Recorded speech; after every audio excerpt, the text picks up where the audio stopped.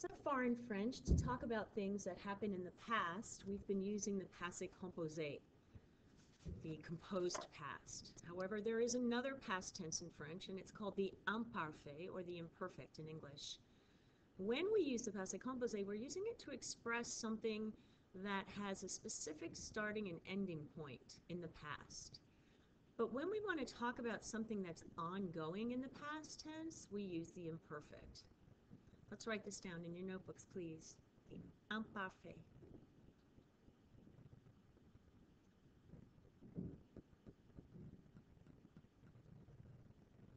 You can pause the video if you need more time.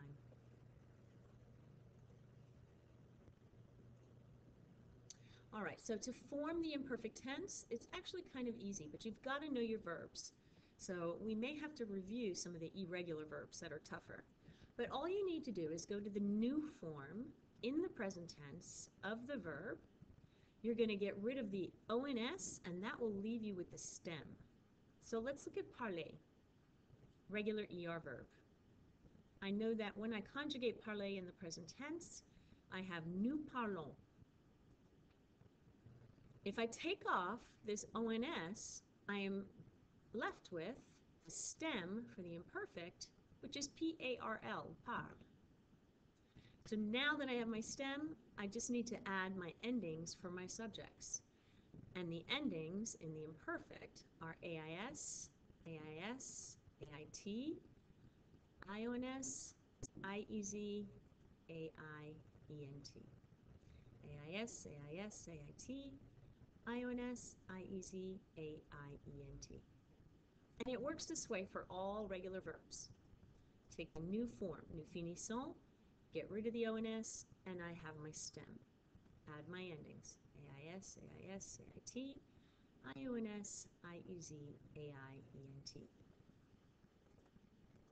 Attendre, nous attendons. Get rid of that ONS, and I have my stem. Attends. To attend, I'm going to add the endings, AIS, AIS, AIT, IONS, IEZ, AIENT. Go ahead and write all that down in your notebook.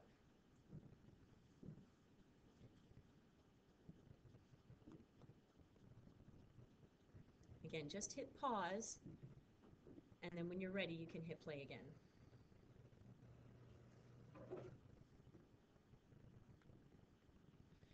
You'll notice that the je, the tu, il, singular, and il, plural forms of the imperfect are pronounced the same way, even though they're spelled differently. Just listen.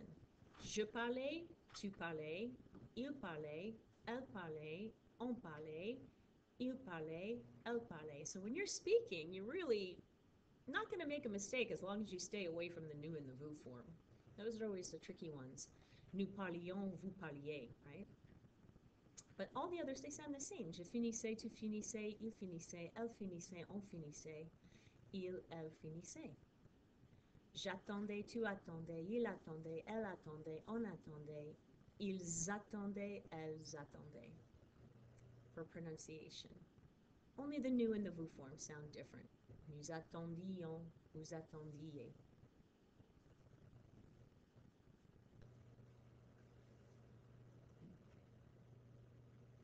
Être is a little bit different. It has its own stem. You can see here with avoir, we just do the same thing. We take the ONS off from the present tense. That gives me AV as my stem, and I just add my endings. Look at some more examples. Same thing with faire.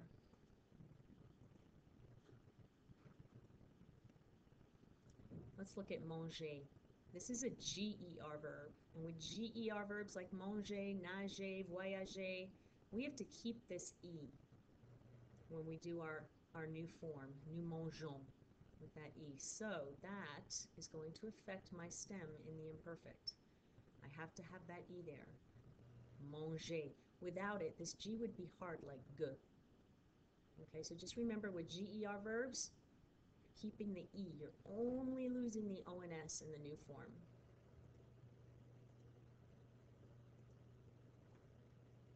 All right, take a minute, write all those down.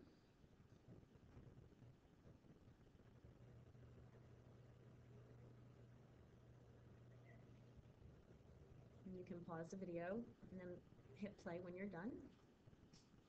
Let's look at être. The stem for être is I accent aigu, T. And then I add my endings. J'étais, tu étais, il était, elle était, on était, nous étions, vous étiez, ils étaient, elles étaient. And again, these all sound the same. You make that little L there. Était, était, était, était. Just the nu and the vous form sound different. Étions, étiez.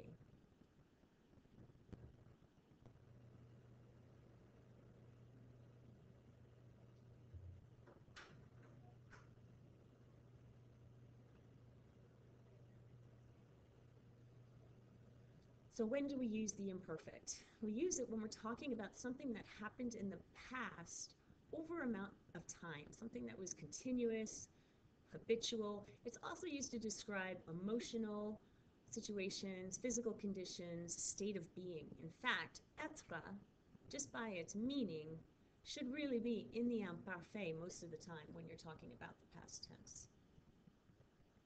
There's no specific beginning or end like there is in the passé composé. You want to write all this down.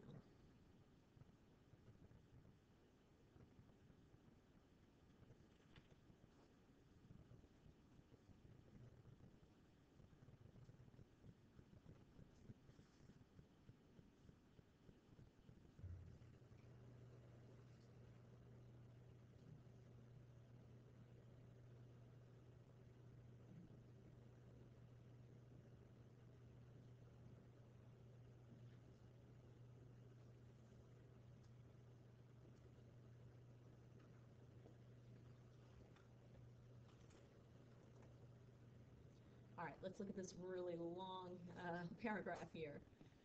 Everything in yellow is the imperfect. Quand j'étais au collège, j'avais un très bon professeur de français. When I was in middle school, I had a very good French teacher. Her name was Madame Mayo. Elle s'appelait Madame Castex. Elle était un peu stricte, mais nous l'aimions beaucoup. So her name was, or she called herself, Madame Castex. She was a little strict, but we liked her a lot. Elle nous racontait toujours des histoires intéressantes. She told us always some interesting stories. Et nous l'écoutions pendant des heures avec beaucoup d'attention. And we listened to her, this is my pronoun here, la. We listened to her during many hours with a lot of attention. Remember, in French, when we're talking about a time period like this, we use pendant, not pour. Pendant des heures. You can pause the tape and write that down. Underline or highlight all the verbs that are in the imperfect.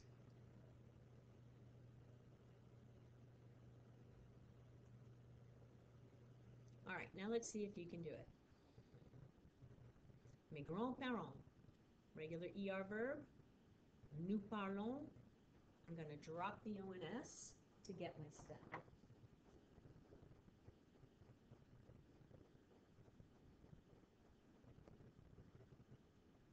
Once that ONS is gone, now I have PARL. My subject is mes grands-parents, and that is like il, plural. So the ending for il plural in the imperfect, A-I-E-N-T. And that's how I do it. Il, subject again, my verb is être, we know that one is irregular, I accent aigu, T, and then the same ending, A-I-E-N-T. So let's see what that looks like.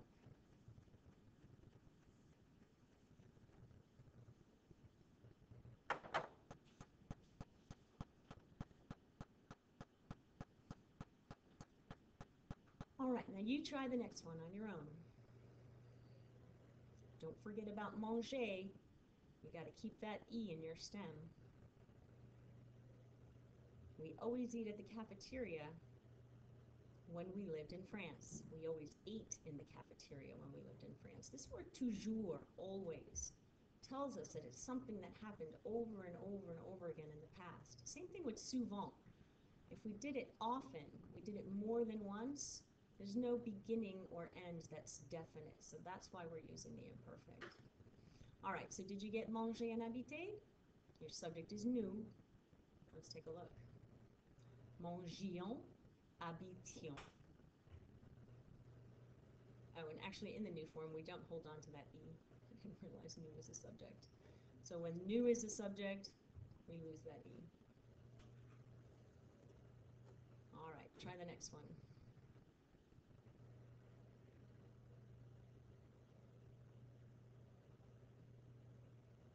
We chose the same lunch every day, tous les jours, every day. Means I'm in the imperfect. Because we liked it a lot. So from choisissons, you drop the ONS, and you get choisis.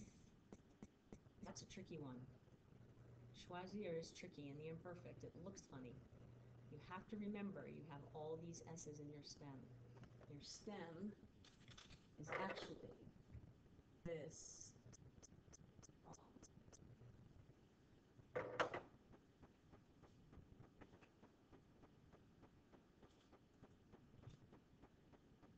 When I was little, I wanted to go to the beach every summer, but my brother preferred to play soccer. Every summer. That tells me it happened over and over again in the past, and that's why I need the imperfect. So you remember être is irregular. Quand j'étais petit, je voulais aller à la plage, mais mon frère préférait jouer au foot. Did you get it right? If you did, good job.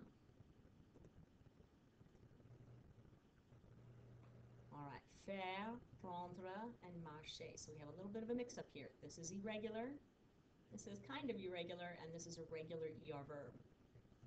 So what are my stems going to be?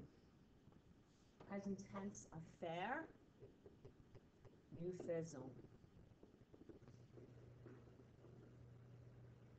If I drop my ONS, that's my stem.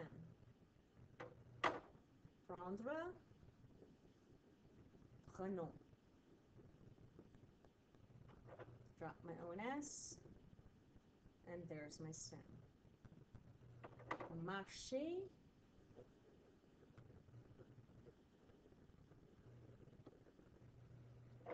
drop the ONS, and there's my stem.